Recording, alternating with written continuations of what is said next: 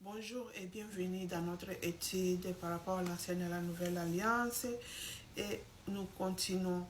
Et aujourd'hui, j'ai trouvé un verset dans les livres romains qui m'a beaucoup béni. Ça parle d'Abraham. Parce que dans ce livre ici, l'apôtre Paul est en train de nous désarmer de nos œuvres.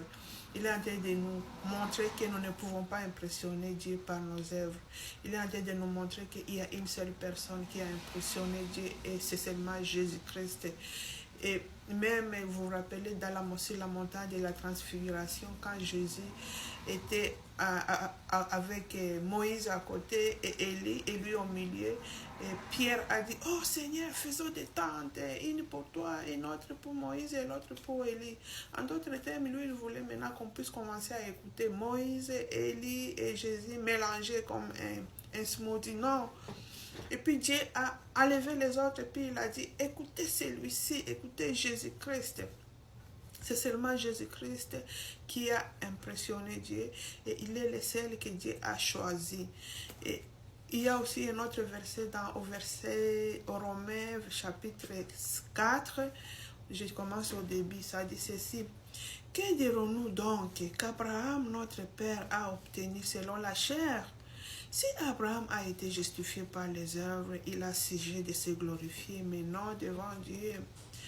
Ici, on est en train de nous montrer qu'Abraham, tout ce qu'il a fait, tout ce qu'il a obtenu de Dieu, ce n'est pas parce qu'il a fait quelque chose par ses forces pour impressionner Dieu, non. Abraham, c'était un pécheur. Il adorait le soleil et la lune, mais Dieu l'a juste choisi, il a béni.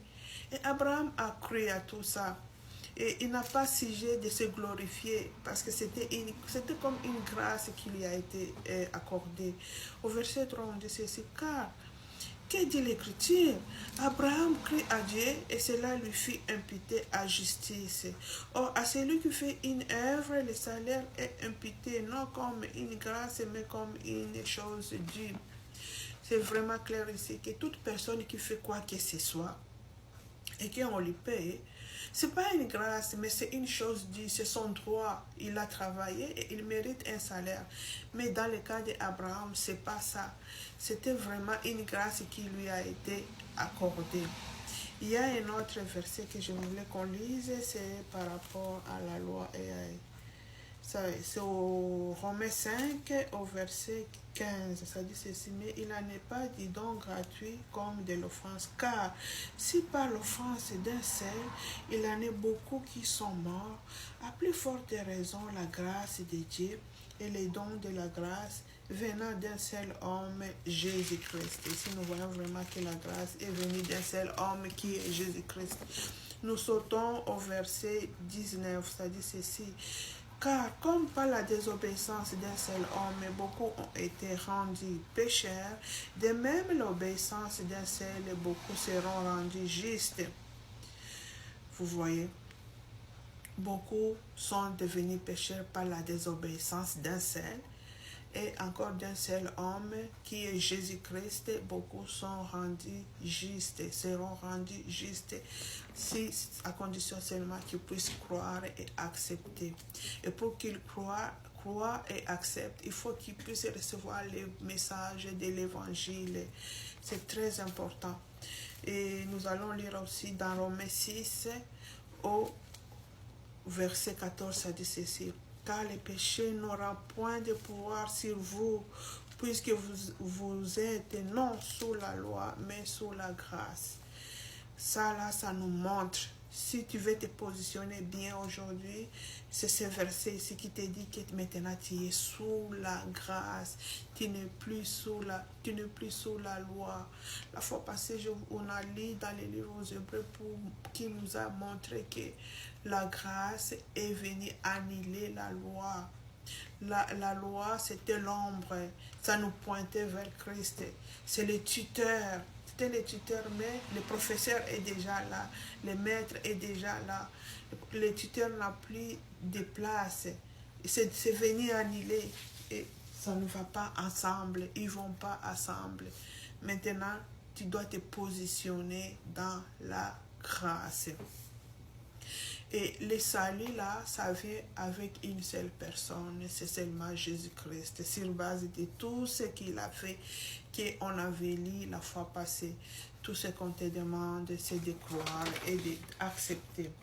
Maintenant, il y a des résultats, il y a les résultats qui viennent avec le salut, les conséquences du salut. Qu'est-ce qui vient? Point 1, c'est que le pardon, tes péchés sont pardonnés. Il y a le livre de Colossiens 1,14 et tu vas les lire. Point 2, c'est la délivrance de la servitude du péché. Tu n'es plus esclave du péché, non. Tu es déjà délivré du péché. Hébreux 10, 4. 3, tu as la justification. Tes péchés sont imputés à Jésus-Christ. Jésus a tout pris sur lui, comme j'avais expliqué par rapport au sacrifice. Tu n'es plus coupable, tu es justifié. Tu es adopté. Ça, c'est l'autre point. Tu es adopté. Tu es placé en tant que fils. Maintenant, tu es fils. Le Saint-Esprit que Dieu t'a donné lorsque tu as reçu Christ crie à toi, Abba, Père. Maintenant, tu es fils. C'est un privilège. Les gens de l'Ancienne Alliance, ils n'étaient pas des fils. Et Dieu était loin de eux. Il l'appelait El Shaddai, Jéhovah Rapha, Jéhovah Shammah, par rapport à comment Dieu s'est révélé à eux. Mais toi, qui es sous la grâce, tu es son fils, tu es son enfant. Et tu as l'héritage éternel. Ça, c'est notre point. Tu as l'héritage éternel. Et d'autres points, c'est que tu es maintenant mort à la loi. Tu es délivré de la loi. Tu n'es plus sous la loi. Tu n'es plus sous la malédiction. Tu n'es plus, il n'y a plus de liens de famille, de ceci, de cela. Non, tu es une nouvelle créature. Le passé est passé. Tu n'es plus lié à rien. Donc, tu es délivré de tout ça. Nous sommes enfants de Dieu. Comme je dis, nous sommes nés de nouveau. Lorsque tu as reçu Christ, tu es né de nouveau. Quand tu dis que je suis né de nouveau, ça signifie que tu es vraiment né. Tu es vraiment né. Et à la résurrection, quand il est ressuscité, cette résurrection, quand tu crois en lui, toi aussi tu es engendré en lui, tu es né. Tu n'es plus, l'ancien toi n'est plus, tu es déjà une nouvelle créature. Il y a beaucoup de versets qui viennent avec ça. Et ça, c'est vraiment l'autre. Maintenant, les chrétiens ont reçu l'adoption en Christ. Comme on l'a dit, tu es citoyen du ciel. Tu es transféré dans son royaume. Tu es transféré dans le royaume de Dieu. Tout ça là, ce sont des avantages qui viennent. Nous sommes la lumière du monde. Nous sommes unis avec la divinité. Imagine-toi la divinité. C'est lui qui a créé les cieux et la terre. Le Dieu là, il est en toi. Tu es uni avec lui. Nous sommes son corps. Nous sommes le corps de Christ. C'est par moi maintenant que Dieu est en train de te parler. C'est par moi que Dieu peut bénir des gens. Toi aussi, tu fais partie de ce corps-là. Nous sommes la pierre dans l'habitation. Tout ça, ce sont des éléments qui font, les éléments qui sont les résultats de ce que nous sommes en Christ. Imagine-toi vraiment toutes ces bénédictions-là que nous avons, tous ces privilèges que nous n'avions pas. Nous n'avions pas tout ça, Dieu nous les a donnés. Il nous a donné. Et comment encore tu vas dire que nous pouvons perdre le salut alors qu'on nous a donné ce salut? On nous l'a donné, nous n'avions pas tout ça. Et nous sommes dans les mains de Dieu. Et personne ne peut nous ravir des mains de Dieu. Nous sommes comme la prunelle de ses yeux. Nous ne pouvons pas perdre qu'est-ce que nous n'avions pas. C'est une grâce, c'est un don qu'on nous a donné. Quand une personne donne sa vie à Christ, il y a une fête dans le ciel. La parole dit. Comment il va y avoir une fête pour quelqu'un qui va perdre son salut dans quelques secondes? Parce qu'on pêche tout. Chaque fois, on pêche. Mais le Saint-Esprit qui est en nous, nous nettoie, nous pardonne chaque fois. Je te bénis et j'espère que tu es béni avec ce que nous venons de partager. Et je te souhaite vraiment de continuer à étudier. Sois béni et bonne journée. Bye.